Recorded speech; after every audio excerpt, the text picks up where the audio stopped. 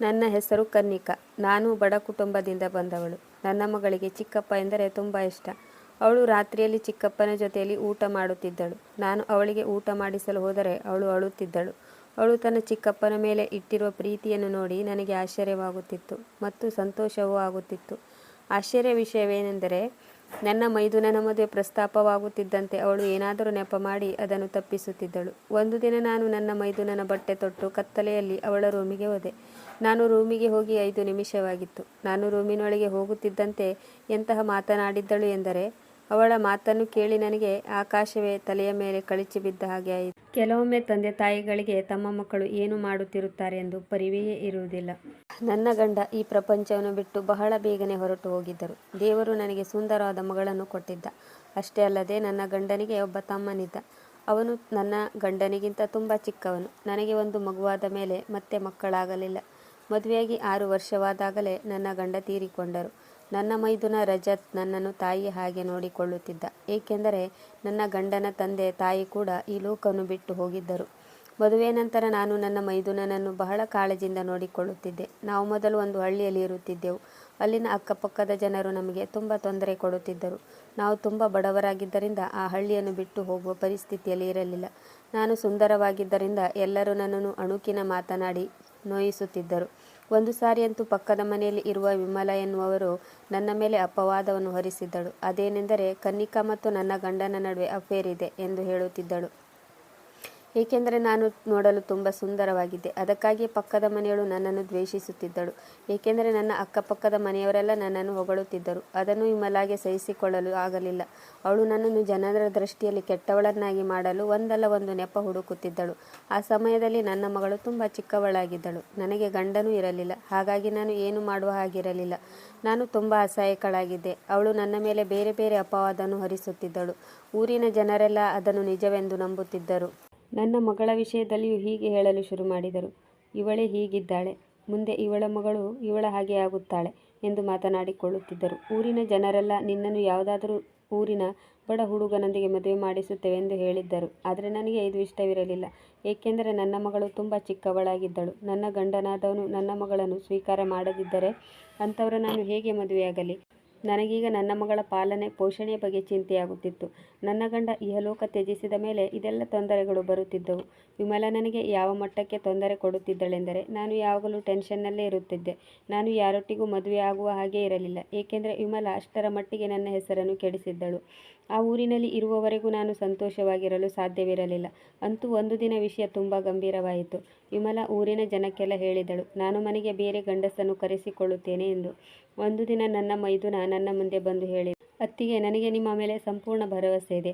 ನಾವು ಈ ಊರನ್ನು ಬಿಟ್ಟು ಬೇರೆ ಯಾವುದಾದ್ರೂ ಊರಿಗೆ ಹೋಗೋಣ. ಈ ಊರಿನಲ್ಲಿ ನಮ್ಮ ಹೆಸರನ್ನು ಬಹಳಷ್ಟು ಕೆಡಿಸಿದ್ದಾರೆ. ಅಷ್ಟೇ ಅಲ್ಲ, ನಾವು ನಮ್ಮ ಅನನ್ಯಾಳ ಕಾಳಜಿಯನ್ನು ಮಾಡಬೇಕು. ಅವಳಿಗೆ ಈಗಿಂದಲೇ ಯಾರಾದರೂ ನೀವು ಕೆಟ್ಟವರು ಎಂದು ಹೇಳಿದರೆ? ವಿಮಲಾ ತುಂಬ ಕೆಟ್ಟ ಹೆಂಗಸು. ಅವಳು ಎಲ್ಲರಿಗೂ ನಮ್ಮ ಬಗ್ಗೆ ಕೆಟ್ಟದಾಗಿ ಹೇಳಿದ್ದಾಳೆ. ನಾವು ಈಗ ಇಲ್ಲಿರುವುದು ಒಳ್ಳೆಯದಲ್ಲ. ನಾನು ನಿಮಗೆ ಸಹಾಯ ಮಾಡುತ್ತೇನೆ. ನಾವು ಇಲ್ಲಿಂದ ಬೇರೆ ಊರಿಗೆ ಹೋಗೋಣ. ಆಗ ನಾನು ರಜತ್ಗೆ ಹೇಳಿದೆ, ಆದರೆ ಇದು ನಮ್ಮ ಸ್ವಂತ ಮನೆ. ಸ್ವಲ್ಪ ಚಿಕ್ಕದಿರಬಹುದು, ಆದರೆ ಇದನ್ನು ಬಿಟ್ಟು ನಾವು ಎಲ್ಲಿಗೆ ಹೋಗೋಣ? ಆಗ ರಜತ್ ಹೇಳಿದ, ಅತ್ತಿಗೆ, ಪ್ರಪಂಚ ಬಹಳಷ್ಟು ದೊಡ್ಡದಾಗಿದೆ. ನಾವು ಬೇರೆ ಎಲ್ಲಾದರೂ ಮರ್ಯಾದೆಯಿಂದ ಇರಬಹುದು, ಆದರೆ ಮರ್ಯಾದೆ ಇಲ್ಲದೆ ಇರುವ ಜಾಗದಲ್ಲಿ ಇರಲು ಸಾಧ್ಯವಿಲ್ಲ. ಅತ್ತಿಗೆ, ನಾನು ಅನನ್ಯ ಮತ್ತು ನಿಮ್ಮನ್ನು ತುಂಬ ಪ್ರೀತಿಸುತ್ತೇನೆ. ನನಗೆ ಈ ಪ್ರಪಂಚದಲ್ಲಿ ನೀವಿಬ್ಬರೇ ಇರುವುದು. ಇಲ್ಲಿನ ಪರಿಸ್ಥಿತಿ ಎಲ್ಲಿಯವರೆಗೆ ಹಾಳಾಗಿದೆ ಎಂದರೆ ಇಲ್ಲಿ ಉಳಿಯುವುದು ತುಂಬ ಕಷ್ಟ. ಪ್ರತಿಯೊಬ್ಬರೂ ನಿಮ್ಮನ್ನು ಕೆಟ್ಟ ದೃಷ್ಟಿಯಿಂದ ನೋಡುತ್ತಾರೆ. ಪ್ರತಿಯೊಬ್ಬರೂ ನಮಗೆ ಒಂದಲ್ಲ ಒಂದು ವಿಷಯಕ್ಕೆ ಇನ್ಸಲ್ಟ್ ಮಾಡುತ್ತಲೇ ಇರುತ್ತಾರೆ. ಎಲ್ಲಿವರೆಗೆ ನಾವು ಇಂಥ ಜೀವನವನ್ನು ಸಾಗಿಸುತ್ತಾ ಇರುವುದು? ಇಡೀ ಊರಿನಲ್ಲಿ ವಿಮಲಾ ನನ್ನನ್ನು ಕ್ಯಾರೆಕ್ಟರ್ಲೆಸ್ ಎಂದು ಸಾಬೀತುಪಡಿಸಿದ್ದಳು. ನನ್ನ ಮೈದುನನ ಮೇಲೂ ನಾನು ದೃಷ್ಟಿ ಇಟ್ಟಿದ್ದೇನೆ. ಅಷ್ಟೇ ಅಲ್ಲ, ಬೇರೆ ಗಂಡಸಿನ ಜೊತೆ ಸಂಬಂಧ ಇಟ್ಟುಕೊಂಡು ನನ್ನ ಗಂಡನನ್ನು ನಾನೇ ಸಾಯಿಸಿದ್ದೇನೆ ಎಂದು ಹೇಳುತ್ತಿದ್ದಳು. ನಾನು ನನ್ನ ಗಂಡನ ಜೊತೆ ಲವ್ ಮ್ಯಾರೇಜ್ ಆಗಿದ್ದೆ ಮತ್ತು ನನ್ನ ಗಂಡ ನನ್ನನ್ನು ಪೇಟೆಯಿಂದ ಈ ಹಳ್ಳಿಗೆ ಕರೆದುಕೊಂಡು ಬಂದಿದ್ದರು. ನನ್ನ ಸೌಂದರ್ಯ ಮತ್ತು ನನ್ನ ಲವ್ ಮ್ಯಾರೇಜ್ ನನಗೆ ನೋವನ್ನಲ್ಲದೆ ಬೇರೇನೂ ಕೊಟ್ಟಿಲ್ಲ. ನಾನು ಮದುವೆಯಾದ ಮೇಲೆ ನನ್ನ ಗಂಡನ ಮನೆಯಲ್ಲಿ ಸುಖವಾಗಿ ಜೀವನ ನಡೆಸುತ್ತೇನೆಂದು ನಾನು ಯೋಚಿಸಿದ್ದೆ. ಆದರೆ ಒಂದರ ಮೇಲೆ ಒಂದಂತೆ ಕಷ್ಟಗಳು ಎದುರಾಗತೊಡಗಿದವು. ವಿಮಲಾಳಂಥ ಹೆಂಗಸು ನನ್ನ ಜೀವನದಲ್ಲಿ ವಿಲನ್ ರೋಲ್ ನಿಭಾಯಿಸುತ್ತಾಳೆಂದು ಗೊತ್ತಿರಲಿಲ್ಲ. ನಾನು ಡಿಪ್ರೆಷನ್ಗೆ ತುತ್ತಾಗಿದ್ದೆ. ನನ್ನ 4 ವರ್ಷದ ಮಗಳನ್ನು ಸಾಕುವುದೇ ನನ್ನ ದೊಡ್ಡ ಕೆಲಸವಾಗಿತ್ತು. ನಾವು ಕತ್ತಲೆಯಾದ ಮೇಲೆ ಆ ಊರನ್ನು ಬಿಟ್ಟು ಸಿಟಿಗೆ ಬಂದೆವು. ಈಗ ನನ್ನ ಮಗಳಿಗೆ 20 ವರ್ಷ ವಯಸ್ಸಾಗಿತ್ತು. ನನ್ನ ಮೈದುನ 32 ವರ್ಷದವನಾಗಿದ್ದ. ನನ್ನ ಅಮ್ಮನ ಮನೆ ಸಿಟಿಯಲ್ಲಿಯೇ ಇತ್ತು. ನಾನು ನನ್ನ ತಂದೆ ತಾಯಿಗೆ ಕೊನೆಯ ಮಗಳಾಗಿದ್ದೆ ಮತ್ತು ಮುದ್ದಿನ ಮಗಳಾಗಿದ್ದೆ. ನನ್ನ ಗಂಡ ಹಳ್ಳಿಯಿಂದ ಸಿಟಿಗೆ ಕೆಲಸ ಮಾಡಲು ಬರುತ್ತಿದ್ದರು. ಆಗಲೇ ನಮ್ಮಿಬ್ಬರ ನಡುವೆ ಪ್ರೀತಿ ಮೊಳಕೆ ಒಡೆಯಿತು. ನಾನು ಓದಿದ ಹುಡುಗಿಯಾಗಿದ್ದೆ. ನನಗೆ ಚೆನ್ನಾಗಿ ಗೊತ್ತಿತ್ತು ಹಳ್ಳಿಯಿಂದ ಬಂದವನಿಗೆ ನನ್ನನ್ನು ನನ್ನ ತಂದೆ ತಾಯಿ ಮದುವೆ ಮಾಡಿಕೊಡುವುದಿಲ್ಲವೆಂದು. ನನ್ನ ಗಂಡನ ಮೇಲೆ ನನಗೆ ತುಂಬ ಪ್ರೀತಿ ಇತ್ತು. ಆದರೆ ಅವರು ಓದಿಲ್ಲವೆಂದು ನನಗೆ ಏನು ಬೇಸರವಿರಲಿಲ್ಲ. ಅವರು ನನ್ನನ್ನು ತುಂಬ ಚೆನ್ನಾಗಿ ನೋಡಿಕೊಳ್ಳುತ್ತಿದ್ದರು. ಆದ್ದರಿಂದ ನಾನು ಅವರ ಪ್ರೀತಿಯಲ್ಲಿ ಕುರುಡಾಗಿ ನಾನು ನನ್ನ ತಂದೆ ತಾಯಿಯನ್ನು ಬಿಟ್ಟು ಅವರ ಜೊತೆಗೆ ಹಳ್ಳಿಗೆ ಬಂದೆ. ನನ್ನ ಗಂಡನಿಗೆ ತಂದೆ ತಾಯಿ ಇರಲಿಲ್ಲ. ಅವರಿಗೆ ಒಬ್ಬ ಚಿಕ್ಕ ತಮ್ಮನಿದ್ದ. ಆದ್ದರಿಂದ ನನಗೆ ಅಲ್ಲಿ ಯಾವುದೇ ತೊಂದರೆ ಆಗಲಿಲ್ಲ. ನಾನು ಮದುವೆಯಾದಾಗ ರಜತ್ಗೆ ಕೇವಲ 11 ವರ್ಷ ವಯಸ್ಸಾಗಿತ್ತು. ನಾವು ಈಗ ಪೇಟೆಗೆ ಬಂದು ಬಹಳಷ್ಟು ತೊಂದರೆಯನ್ನು ಅನುಭವಿಸಬೇಕಾಯಿತು. ರಜತ್ ಒಂದು ಬಾಡಿಗೆ ಮನೆಯನ್ನು ಹಿಡಿದಿದ್ದ. ನಾನು ನನ್ನ ಬಂಗಾರವನ್ನು ಸಹ ಮಾರಿದ್ದೆ. ಅದನ್ನು ನನ್ನ ಗಂಡ ಮಾಡಿಸಿಕೊಟ್ಟಿದ್ದ. ಹೀಗೆ ನಾವು ಜೀವನವನ್ನು ನಡೆಸುತ್ತಿದ್ದೆವು. ಹೀಗೆ ನಿಧಾನವಾಗಿ ನನ್ನ ಮೈದುನನಿಗೆ ಒಳ್ಳೆಯ ಕೆಲಸವೂ ಸಿಕ್ಕಿತ್ತು. ನಮ್ಮ ಜೀವನ ಮುಂಚಿನಗಿಂತ ಒಳ್ಳೆಯದಾಗುತ್ತಾ ಹೋಯಿತು. ಈಗ ನನ್ನ ಮಗಳು ಸಹ ವಯಸ್ಸಿಗೆ ಬಂದಳು. ನಾವೊಂದು ಚಿಕ್ಕ ಬಾಡಿಗೆ ಮನೆಯಲ್ಲಿದ್ದೆವು. ಅವಳು ಹೊಲಿಗೆಯನ್ನು ಕಲಿತಿದ್ದಳು ಮತ್ತು ಅವಳು ಮನೆಯಲ್ಲಿ ಹೊಲಿಗೆ ಸೆಂಟರ್ ಓಪನ್ ಮಾಡಿದ್ದಳು. ಮತ್ತು ರಜತ್ ಎಲ್ಲರ ಮನೆಗೆ ಹೋಗಿ ಪೇಂಟಿಂಗ್ ಮಾಡುತ್ತಿದ್ದ. ನಾವು ಬಹಳ ಸರಳವಾಗಿ ಬದುಕುತ್ತಿದ್ದೇವೆ ಮತ್ತು ನಾವು ಪೇಟೆಗೆ ಬಂದಾಗಿನಿಂದ ನಮ್ಮ ಜೀವನ ಆರಾಮಾಗಿ ನಡೆಯುತ್ತಿತ್ತು. ಹಿಂದಿನ ದಿನಗಳನ್ನು ನೆನೆಸಿಕೊಂಡು ನಾನು ಯಾವಾಗಲೂ ಟೆನ್ಷನ್ನಲ್ಲೇ ಇರುತ್ತಿದ್ದೆ. ಆದರೆ ನನ್ನನ್ನೇ ನಾನು ಕಂಟ್ರೋಲ್ ಮಾಡಿಕೊಂಡೆ. ರಜತ್ ನನ್ನ ಮಗಳನ್ನು ತುಂಬ ಕಾಳಜಿಯಿಂದ ನೋಡಿಕೊಳ್ಳುತ್ತಿದ್ದ. ನನ್ನ ಮಗಳು ಸಹ ರಜತ್ನನ್ನು ತುಂಬ ಹಚ್ಚಿಕೊಂಡಿದ್ದಳು. ಅವರಿಬ್ಬರ ಪ್ರೀತಿ ನೋಡಿ ನನಗೆ ತುಂಬ ಖುಷಿಯಾಗುತ್ತಿತ್ತು. ಇಷ್ಟೆಲ್ಲ ವರ್ಷ ನಾವು ಒಂಟಿಯಾಗಿಯೇ ಕಳೆದೆವು. ಸಿಟಿಗೆ ಬಂದ ಮೇಲೆ ನಾನು ಅಕ್ಕಪಕ್ಕದವರ ಜೊತೆ ಹೆಚ್ಚಾಗಿ ಬೆರೆತಿರಲಿಲ್ಲ. ಅಷ್ಟೇ ಅಲ್ಲ, ನಾನು ನನ್ನ ಮಗಳನ್ನು ಸಹ ಹೊರಗಡೆ ಜಾಸ್ತಿ ಕಳುಹಿಸುತ್ತಿರಲಿಲ್ಲ. ಅವಳು ಕಾಲೇಜಿಗೆ ಹೋಗುತ್ತಿದ್ದಳು ಮತ್ತು ನೇರವಾಗಿ ಮನೆಗೆ ಬರುತ್ತಿದ್ದಳು. ಅವಶ್ಯಕತೆ ಇದ್ದರೆ ಮಾತ್ರ ಅವಳು ಹೊರಗಡೆ ಹೋಗುತ್ತಿದ್ದಳು. ಹುಡುಗಿಯರು ಹೊಲಿಗೆ ಕಲಿಯಲು ಮನೆಗೆ ಬರುತ್ತಿದ್ದರು. ಹುಡುಗರು ಪ್ರೀತಿಯ ಹೆಸರಿನಲ್ಲಿ ಮೋಸ ಮಾಡುತ್ತಾರೆ ಎಂದು ನಾನು ನನ್ನ ಮಗಳಿಗೆ ಬುದ್ಧಿವಾದ ಹೇಳುತ್ತಿರುತ್ತಿದ್ದೆ. ರಜತ್ ಇಷ್ಟು ವರ್ಷವಾದರೂ ಯುವಕರ ಹಾಗೆ ಕಾಣುತ್ತಿದ್ದ. ನಾನು ಯಾವಾಗಲೂ ಮದುವೆ ವಿಷಯವನ್ನು ಎತ್ತಿದರೆ ಅವನು ಅದನ್ನು ನಿರಾಕರಿಸುತ್ತಿದ್ದ ಮತ್ತು ಹೇಳುತ್ತಿದ್ದ, ಮೊದಲು ಅನನ್ಯಾಳ ಮದುವೆ ಮಾಡೋಣ, ನಂತರ ನನ್ನ ಮದುವೆ. ಆಗ ನಾನು ಹೇಳಿದೆ, ಅಲ್ಲಿಯವರೆಗೆ ನಿನಗೆ ವಯಸ್ಸಾಗುತ್ತದೆ. ಆಗ ರಜತ್, ನನಗೆ ವಯಸ್ಸಿನ ಬಗ್ಗೆ ಚಿಂತೆ ಇಲ್ಲ ಎಂದು ಹೇಳಿದ.